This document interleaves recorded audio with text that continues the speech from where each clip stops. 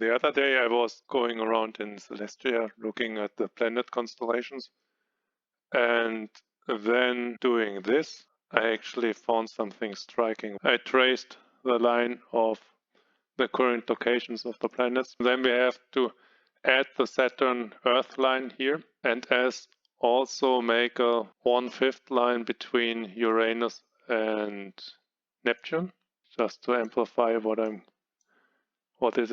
seeing right now, right? And now we have to half length but double width in here, then we leave one free, and we have to add 2 here, leave 1 free. Theoretically, we have to add like 3 more here. And as you see, this unique constellation looks like a piano, like a grand piano in this case, right? With a big place. And this got me on this journey. I need to get it.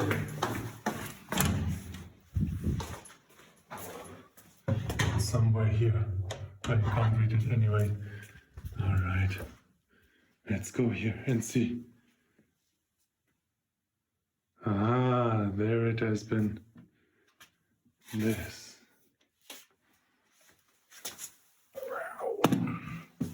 Let's see how it's doing.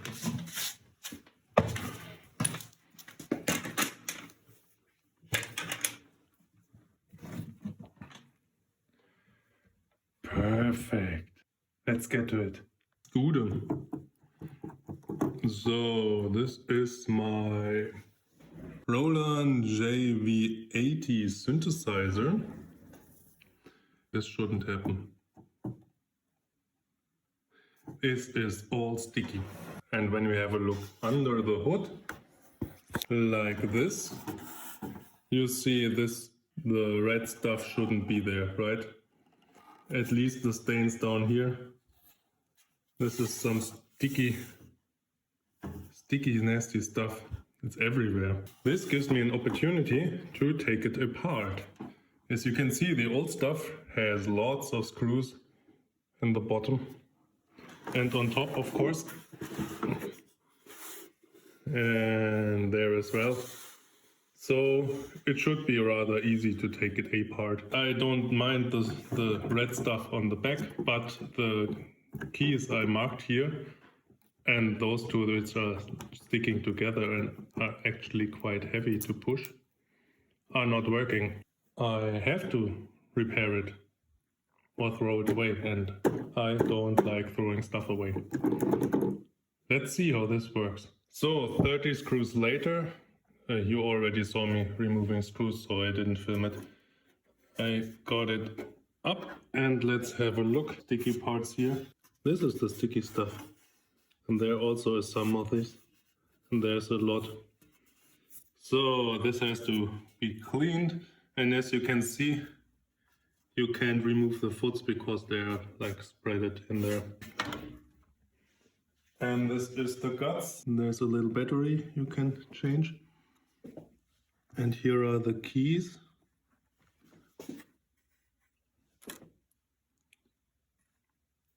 And there is the mess.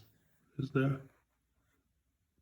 Yeah, so this could be factory, but it's still sticky. Why is it still sticky when it's done by the factory? This doesn't make any sense. Also, funny thing is, I think they bonded like metal plates in here to give the plastic keys a more premium touch because they are heavier. So this is just adding weight to the keys. Also, I hope all those keys are interchangeable because I will just take them out and then hope to do them back again, right? Okay, that was quite easy. I just removed this screw and that screw and this screw holding these brackets down like this and that, and here another one there. Also removed those 2 ribbon cables. Yeah, and this one. And then I'm able to slide the whole key part out.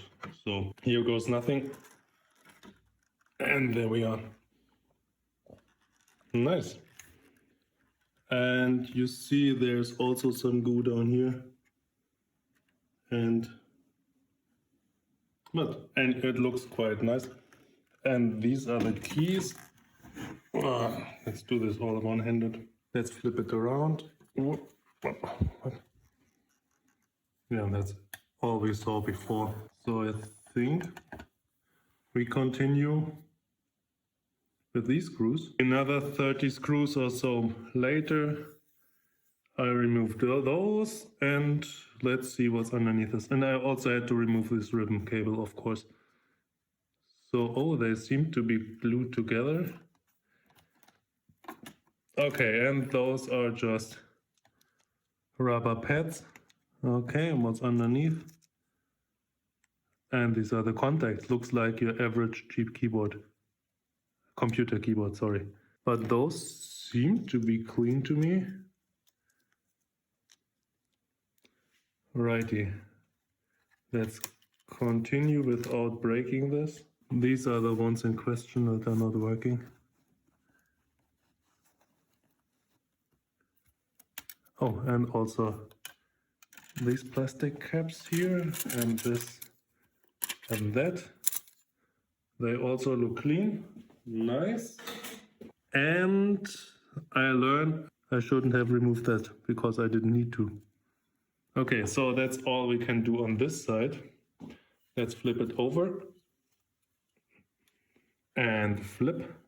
And you see those are tensioned by these little springs. Let's see, one-handed, it could just easy as see. As you can see, we have this hook hanging around here, and we have this hook hanging around here.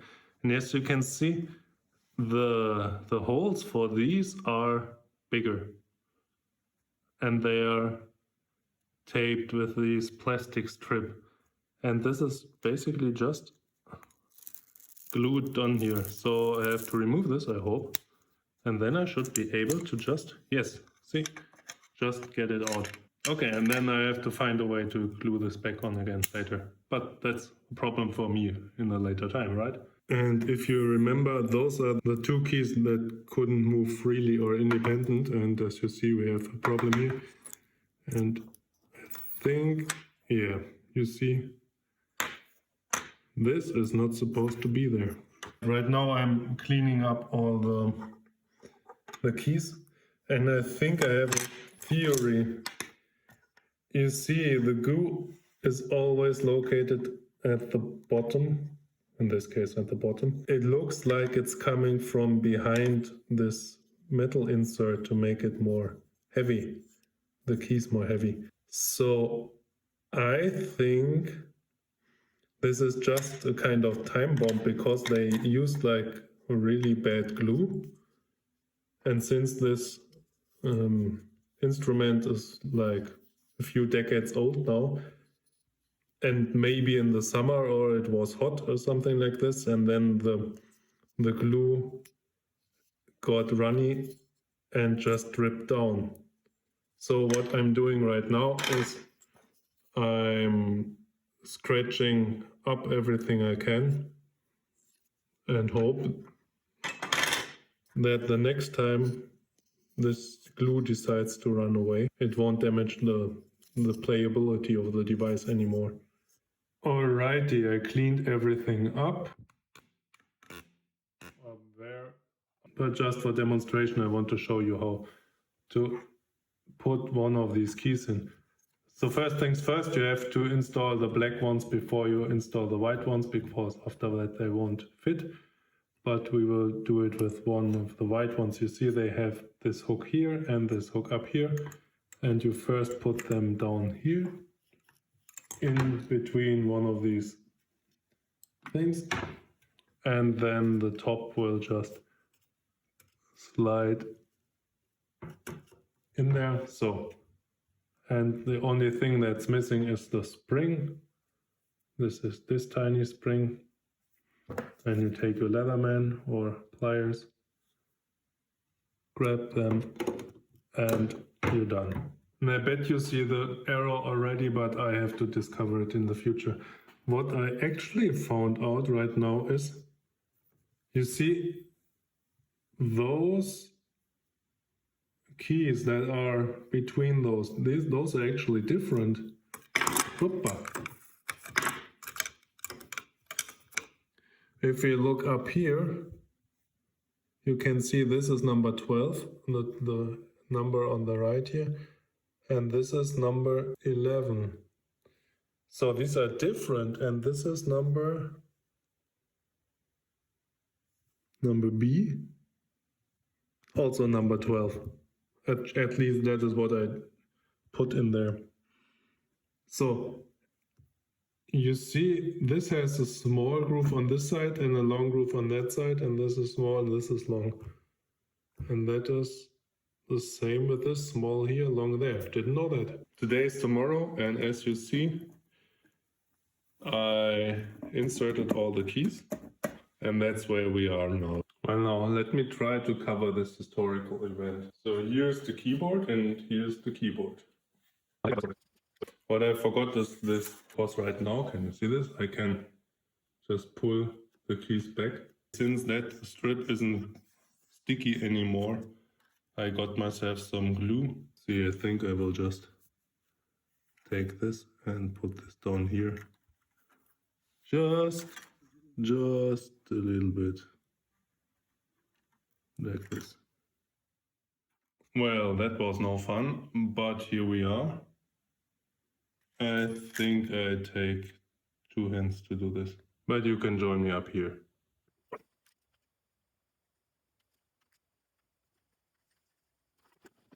Okay, now, after putting in the last screw of these 30 screws or so, I realized the mistake you already saw. I didn't test it. I give you a listen on the headphones, and hopefully this works, right?